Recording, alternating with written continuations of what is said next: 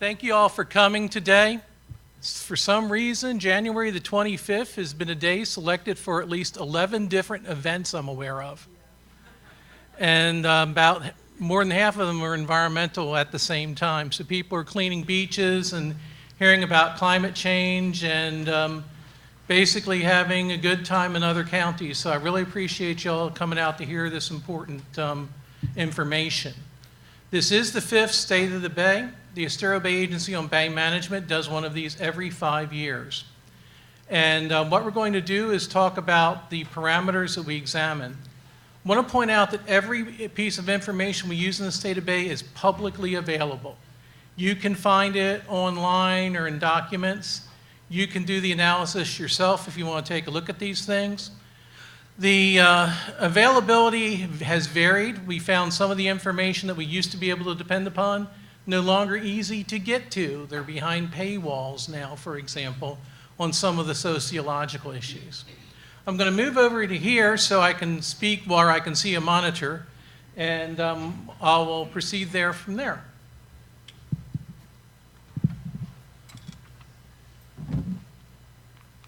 Now, the State of the Bay has these components: an introduction to the principles of the Agency on Bay Management, the human history within Estero Bay. I do the prehistoric history if they'd let me. Water quality, hydrology, wildlife, social issues, and then finally discussion and conclusions. Here are the major points from this cycle State of the Bay. Hurricane Irma had a substantial effect on water quality parameters as it flooded the Estero Bay watershed. That signature is very clear in things like nutrients and the fresh water going into the bay. There are multiple increases in a number of impaired estuarine water body segments for fecal coliform and nitrogen since the last 5 years. Just to point out, in 2009 to 2013, we were seeing improvements in almost all of the parameters for Estero Bay except for a few spots of nitrogen and one location for fecal coliform. That has begun to reverse. Spring Creek is now designated as impaired for copper. I consider this a particular triumph because we were having trouble getting copper designated as a water quality problem because it was preempted by the state for the Department of Agriculture, and we weren't supposedly allowed to talk about copper pollution, which comes principally from the use of algicides and fungicides. Those folks that like to make the ponds and communities look sort of aquamarine to kill the algae? That's one of the main sources of the copper sulfate in that watershed. Dissolved oxygen is slightly declining in both fresh and estuarine waters in association with nutrients and warmer temperatures. So as we're getting a warmer world, it's going to be harder to keep dissolved oxygen in the waters. But I want to point out that most of our tributaries always had low dissolved oxygen for parts of the year when they had much slower stream flows and water temperatures could be high. There's been significant areas of improvement in water quality associated principally with the adoption and implementation of our stricter local government fertilizer ordinances and construction of filter marshes in the headwater tributaries, leading to nutrient reduction principally in some of the base subsegments of phosphorus and chlorophyll A. So it's reduced the phosphorus and kept it low since these have been adopted, and chlorophyll A is much less higher in the tributaries. Turbidity remains low throughout the system. There have been increases in the acres of conservation lands, principally in 2017, and increases in colonial bird nesting. This is the 2013 impairments, and the red's the ones you want to pay attention to. And you can see we had problems in 6 Mile Cypress, Mullet Creek, and Imperial River. And the verified impairments by 2010, which prior to this 2013, you can see with all the V's. So the number of impairments have gone down in that time period. But these are impairments today, and you can see there's been a big shift from the freshwater to estuarine. And the major areas of impairment are fecal coliform and total nitrogen, and the copper that I mentioned in the Spring Creek watershed. One problem is Mullet Creek continues to be a problem in fecal coliform and has been for most of the states of the bays we looked at. This is a calmer way to look at. This is the type of slide I'll show to decision makers, because when you show them slides with red in them, they get excited.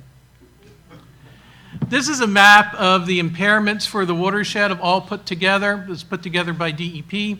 And you can see there's also mercury impairments, but that's a statewide problem associated with a lot of sources typically outside of our watershed coming in from atmospheric issues. You can see dissolved oxygen will remain low in the tributary systems at time. Fecal coliform in brown is a rather significant problem throughout the watershed to some extent.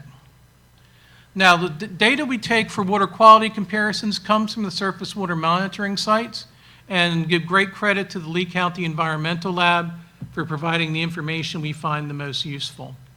It's consistent in sites year after year after year.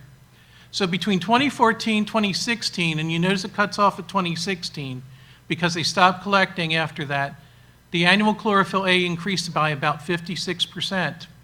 And this is in estuarine systems. And the peak monthly chlorophyll increased for an average of 97%. To understand this graph, the darker green is the average, and the light green is the highest that parameter ever went in that year. So you basically see, though, that at the same time that was happening on average throughout the watershed, chlorophyll A dropped in Estero Bay proper, in the estuarine bay. Decrease of 61%.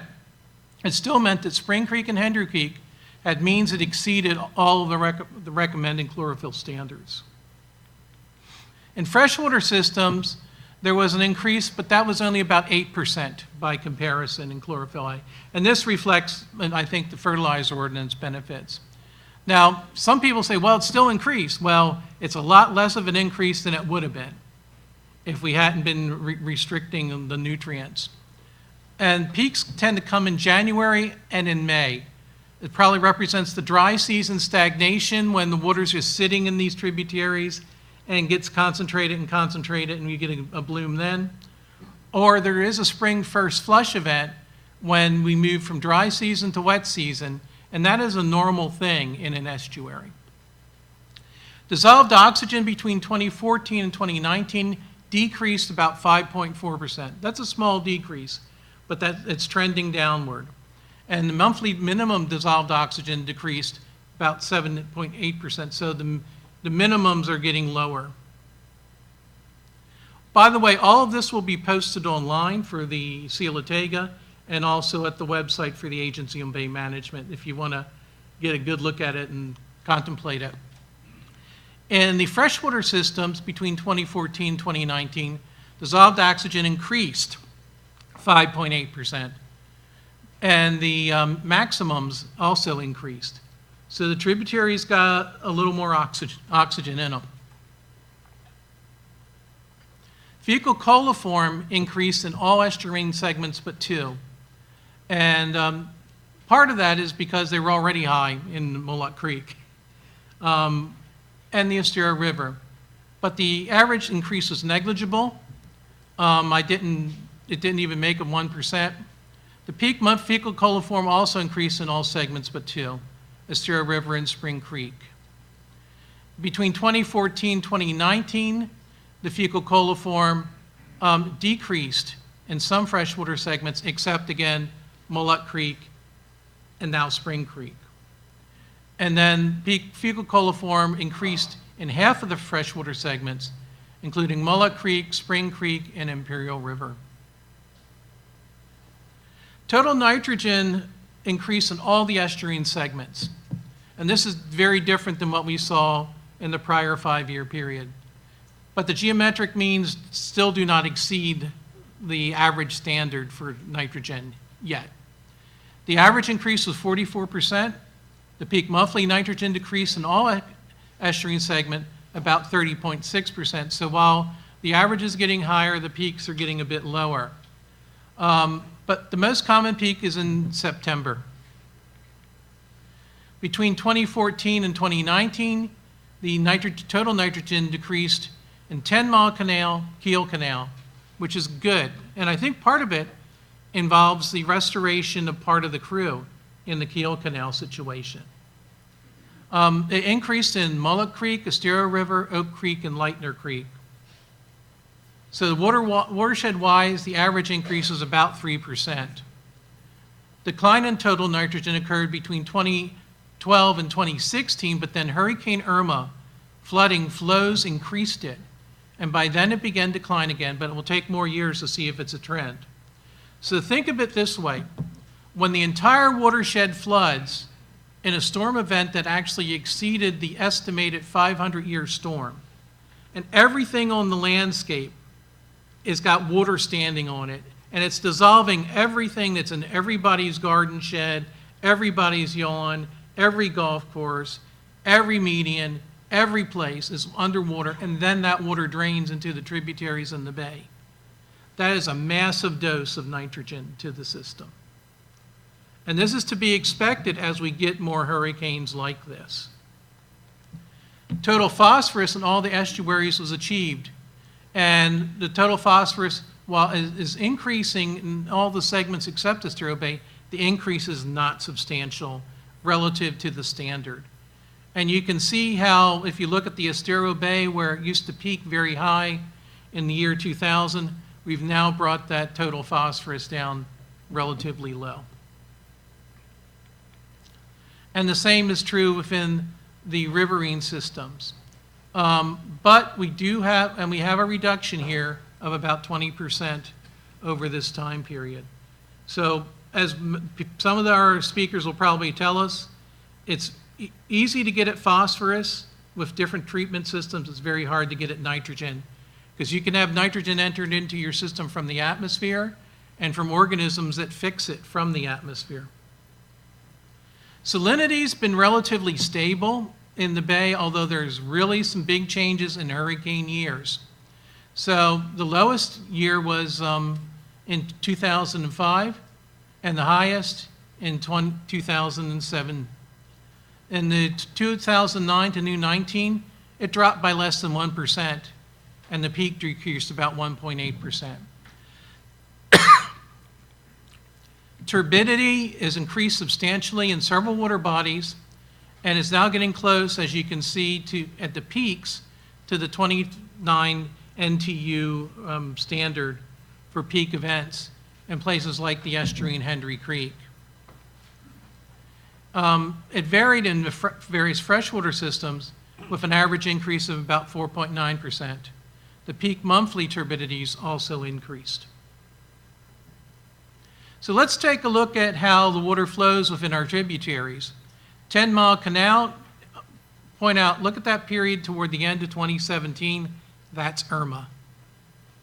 Very clear signature there in 10 Mile Canal. And you can see the annual cycle of wet and dry seasons.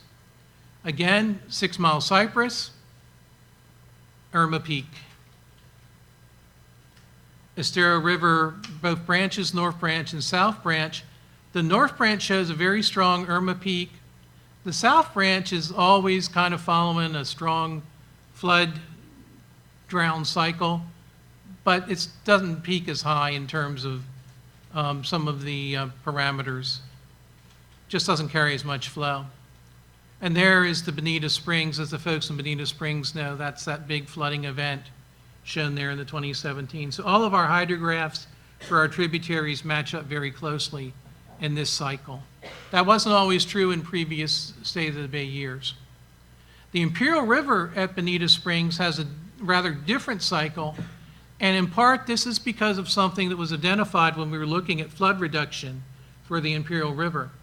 Today, the Imperial River is not asked to carry just the flows of the Imperial River watershed. It's asked to carry the flows of several other watersheds which have been diverted to it. So it carries part of the water of the Cocohatchee, water from Spring Creek, water that comes from Estero River, and some of the flows that are from further even on to the east within the Crew areas. So that hydrograph is a very high one almost every year. Bald eagle nesting within the Estero Bay watershed has declined from its historic records. Old carrying capacity was somewhere around 12 nests for the whole watershed. We're down, moving somewhere between 7 and 3, depending on the year. Eagle nest monitoring is also more spotty because of the way they changed the monitoring cycles, and also since it was delisted as an endangered species. So they're not keeping as much, the data that's available on nesting. And nesting success data is not reported in the same way. However, we do have a benefit of increased colonial nesting birds, and there's excellent data. I thank the aquatic preserve staff who puts this data together, and they gave me everything I needed plus more. And so this is all summarized for you. They're doing well. There's some shifts in species, but generally everything you'd expect to see is showing up. And through time, we can expect some new species to show up. It'll be interesting to see if we get a shift northward of frigate bird nesting into Estero Bay.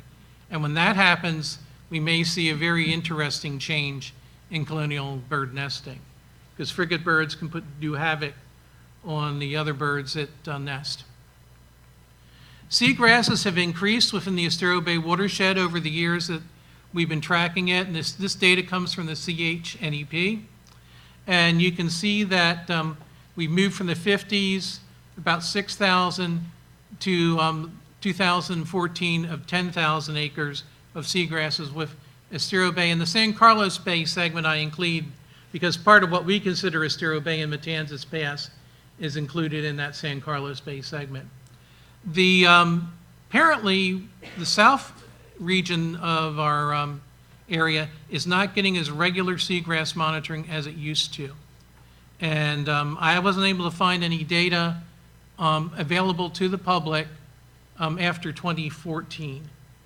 So it would really be good if we could have another cycle to look at what's happened to seagrasses in all of our estuarine waters of Lee County, particularly after our years of algae blooms and heavy flooding.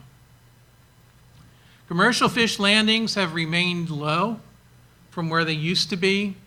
And back in the day, we're looking here both at fish that are taken by line, things are taken by trap, and things that were taken by net. And you can see sea trouts are way down. Blue crabs have begun to bounce back from the bad hurricane year, and years, I should say, and mullet landings stay down, in part because of gear and level of effort. It's a lot harder to catch mullet when you're not using gill nets. Acres of conservation land increased significantly, principally in 2017 because of the acquisition of a long-term project that I worked on for a long part of my life. First proposed back in the year, 2000, actually put together the idea in 1998. I'm sorry, in the year 1990, first started. 1988. So in 1988, first came up with this idea as part of a wildlife corridor plan, which was utilized by Lee, put together, and I submitted to Lee County, and Lee County used in 1990 for the acquisition of land in a coherent land acquisition pattern.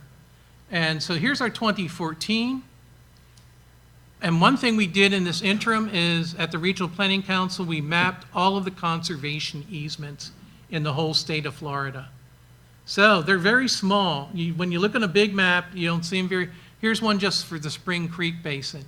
And you can see they can make up substantial segments and interconnect streams, creeks, and so forth. And we try to run them along creek corridors when that's available. So put all together, this is from Conservation 2020, we have substantial increase today in conservation lands, principally because of one major acquisition in the Estero Bay watershed, and that was Edison Farms.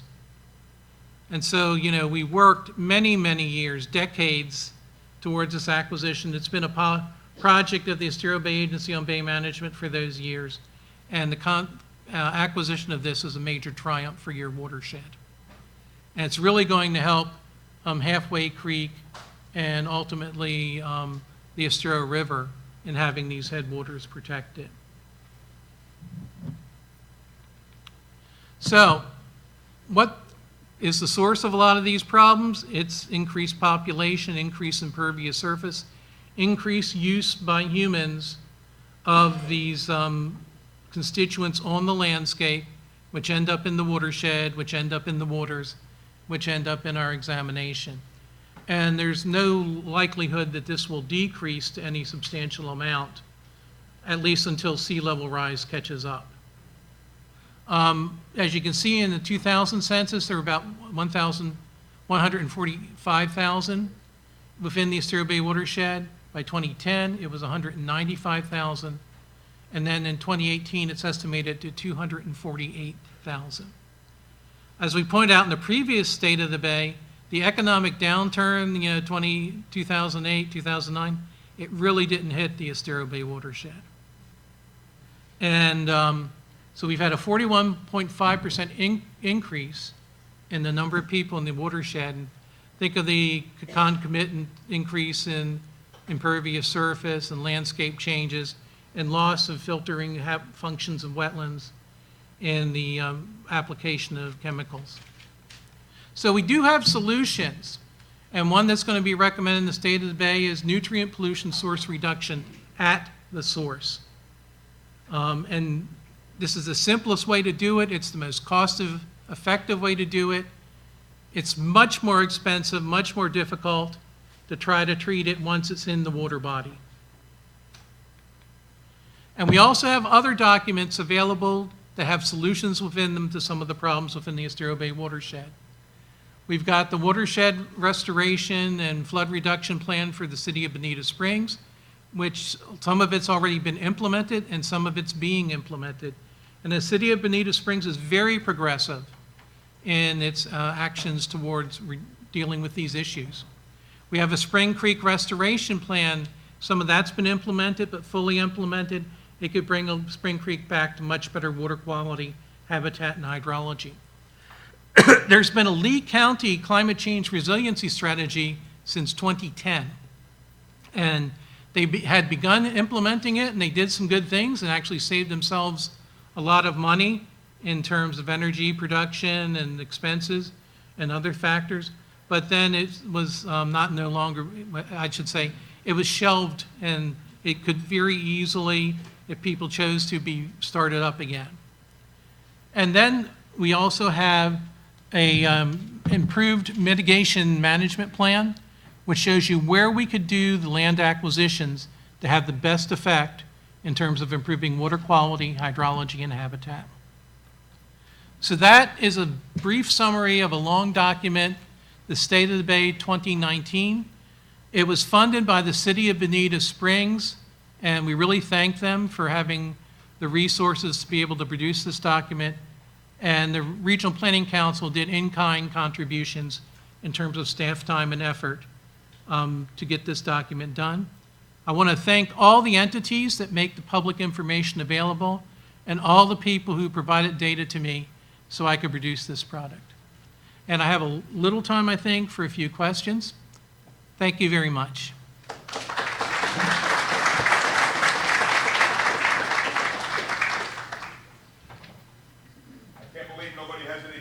Jim. Did you want to come? Yes, sir. My name is Walter Corbin. I was just wondering what research is being done, especially on golf courses, relative to substituting for harmful pesticides, fungicides, and fertilizers. In other words, that's a big part of the tourist industry, having a golf course, but it's also very consequential in polluting streams and rivers. And I just wondered, you just can't stop it, but maybe there's some research being done to mitigate at least some of that damage. There has been research done in the past on how to do a golf course better. And some of the golf courses here utilize it and others do not. There was good work done on Sanibel, looking at reducing the discharges from golf courses there. There are this thing called Audubon certified golf courses, which go part way there. They're not as far as they should be, but they go part way there. Certainly more could be done. particularly in terms of alternate vegetation. One of the projects I was very proud to work on many years ago was with the Bonita Bay development, where we looked at alternative grasses that didn't need to be fertilized, and salt-tolerant grasses at some of the areas where you're getting next to an estuary that could handle the natural salty situation and didn't need to be dealt with. So there's a lot of things that could be done. It would be good to have more, and it would be good to have more specifically in Southwest Florida, because often when you go to the scientific literature, it's done in some other part of the country. Jim, would you care to speculate on what impacts will happen with the changes to the interpretation of waters of the U.S.? That is, if they all go through, that is a major loss to Florida, this new proposal.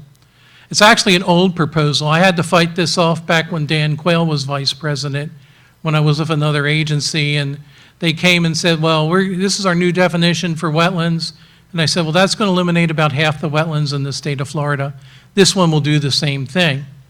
What it will do is it'll get rid of short hydroperiod wetlands. So things that are hydric/pine flatwoods, wet prairies, the substantial marsh areas, which are wet for part of the year, but not the other part of the year, will definitely be negatively impacted. What I did with the congressional team that came to visit with me at that time is I said, okay, we got your definition, let's follow your definition. They were dressed up. They were in their suits. The ladies were in high heels and fancy dresses. And I walked them into an area they were defining as dry ground, up to about 3 feet of water. And they got the point. And that is that's what needs to be done. But no, the people who are writing the rule today, they're not even looking at what the consequences are in reality. And the fact of the matter is, like they said, I spent, I guess it's 36 years professionally employed, 48 years doing this type of work since I was a teenager in the Mundy Group getting 6 Mile Cypress bought. It takes decades to get rules in, but just takes a year to get a rule eliminated. So you really have to defend this, and I hope we can get back to the sensible, scientifically based decision-making that I've experienced when I had governors like Bob Graham. Yes, ma'am. Thank you. Suzanne Frechette. I'm a volunteer at 6 Mile Cypress Slough. I've been interested in the point that the gentleman brought up about herbicides as well as pesticides, fertilizers, and fungicides. And it seems that most of the research has been overlooking the effect of herbicides, especially glyphosate, and glyphosate's impact on the development of cyanobacteria. And I'm wondering if there's any testing that is projected or that will go on to test for especially glyphosate, a specific, as well as other herbicides. One of the things that I see in the numbers is that many times surface water runoff is attached to the development or the evidence of nitrates. And I think you would find as well phosphates and especially glyphosate in those test samples as well. That's a complex question because looking for glyphosate is different than looking for total phosphate.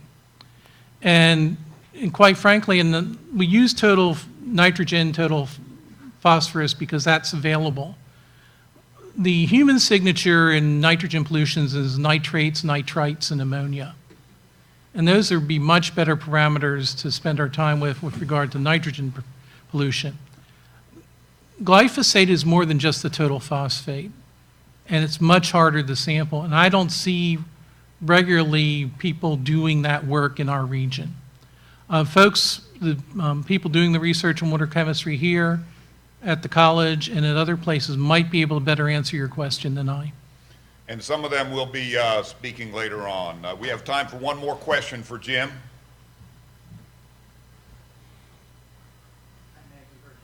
Is this working? I don't know how to use a microphone. That's not I'm from your the other side of the expertise. state. On the wetlands, are any of your local governments looking at adopting their own wetland protection for development? We had ordinances for wetland protection. In fact, Lee County was once the first in the state for mangrove protection, and they were all subsequently preempted. So the level of wetland protection that our local governments used to employ is now mostly in the form of their land use decisions.